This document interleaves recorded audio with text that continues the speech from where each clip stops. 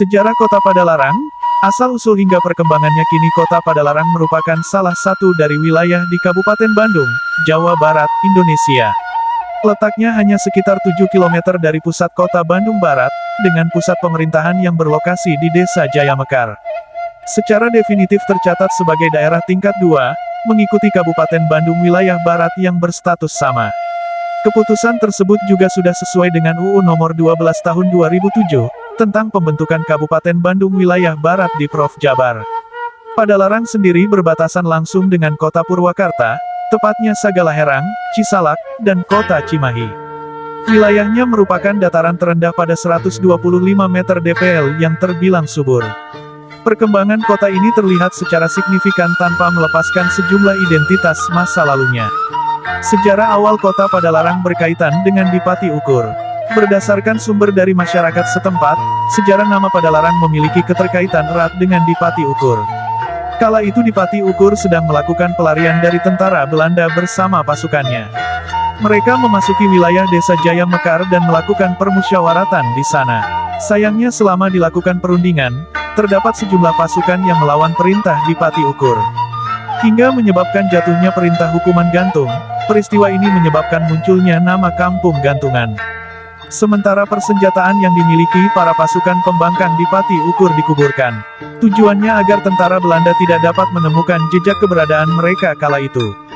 Daerah Cipadang Manah dipilih sebagai lokasi menguburkan senjata-senjata berupa keris, tombak, dan pedang. Hal ini pula menjadi cikal bakal tercetusnya kata Padang Larang yang kemudian berganti menjadi Padalarang. Lokasi Kampung Gantungan tidaklah jauh dari pusat pemerintahan Padalarang, Desa Jaya Mekar.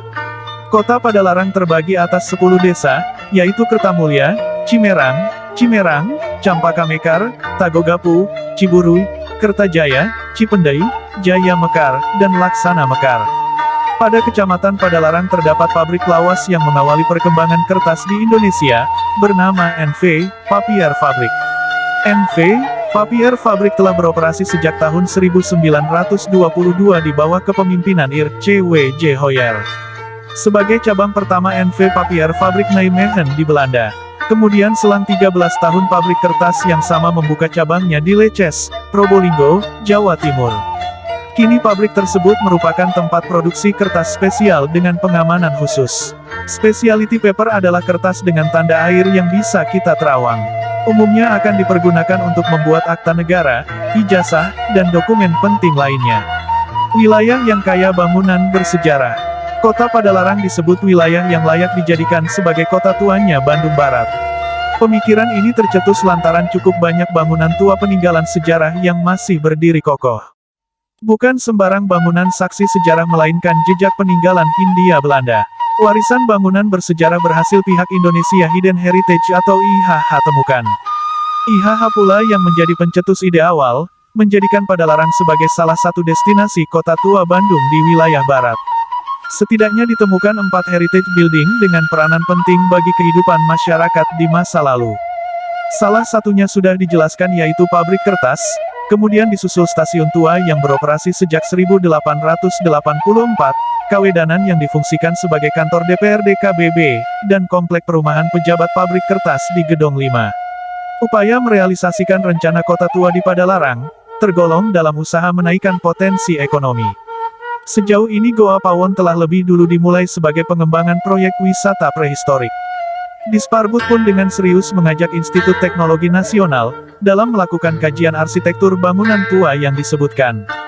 Hasil kajian itu direncanakan akan menjadi acuan untuk merealisasikan proyek kota tua. Bahkan Disparbud mengemasnya sebagai program kampus, di mana mahasiswa program arsitektur ITENAS menggunakan pengetahuannya untuk kepentingan masyarakat luas. Program Kota Tua bertujuan melindungi kondisi cagar bangunan agar tidak tergerus modernisasi.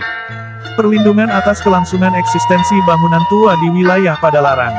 Merujuk pada masifnya pertumbuhan pembangunan kota baru yang modern. Dengan begitu keseimbangan antara modernisasi perekonomian dengan sejarah masa lalu mampu berjalan seiring. Pemerintah daerah beranggapan jika sesuatu yang berpotensi menaikkan perekonomian masyarakat, seharusnya tidak dilepaskan begitu saja, mengingat Jakarta dan Semarang juga sukses memperoleh pendapatan dari The Heritage City. Memiliki masjid dengan bangunan terbaik sedunia. Masjid merupakan tempat ibadah bagi umat Islam, yang berfungsi sebagai tempat sujud, berdoa, sembahyang, dan kegiatan ibadah lainnya. Ada hal istimewa di Padalarang, lantaran Masjid Al-Irsyad Satya terletak di sana. Masjid tersebut berhasil meraih penghargaan sebagai The Best World Building pada tahun 2011. Penghargaan bangunan terbaik yang diarahkan kepada Masjid Al-Irsyad untuk kategori bangunan religi. Versi Arc Daily and Green Leadership Award dengan penyelenggara BCI Asia pada tahun 2011. Sontak bukan hanya masyarakat setempat yang kerap beribadah khusus di bangunan megah tersebut, melainkan datang pula dari sejumlah jemaah dari wilayah seperti Kota Bandung, Cimahi, Purwakarta, Garut, Subang, Jakarta, dan masih banyak lagi.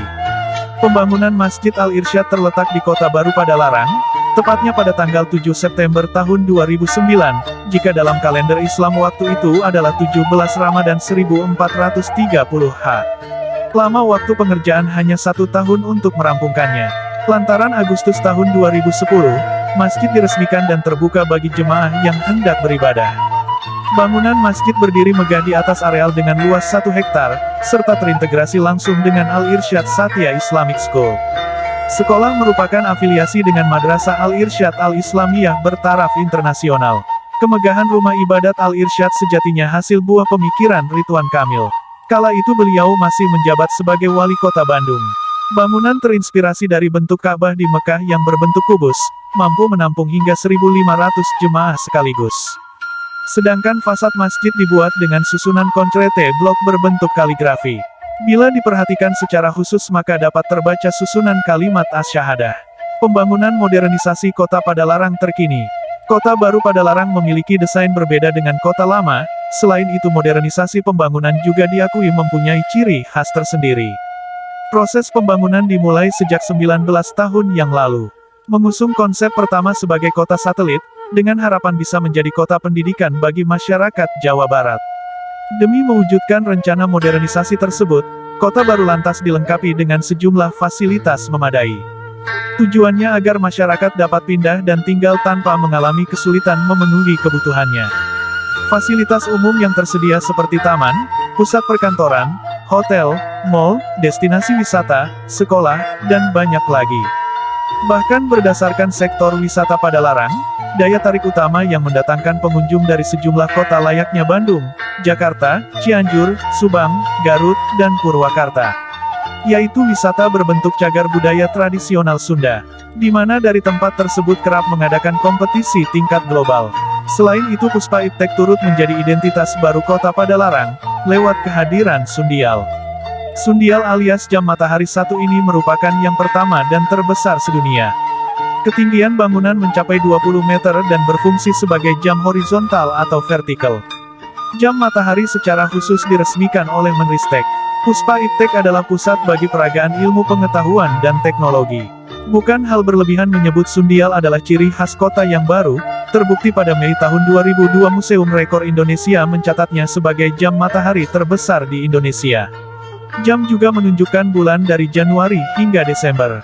Modernisasi kota Padalarang juga terfasilitasi berkat kehadiran kawasan komersial.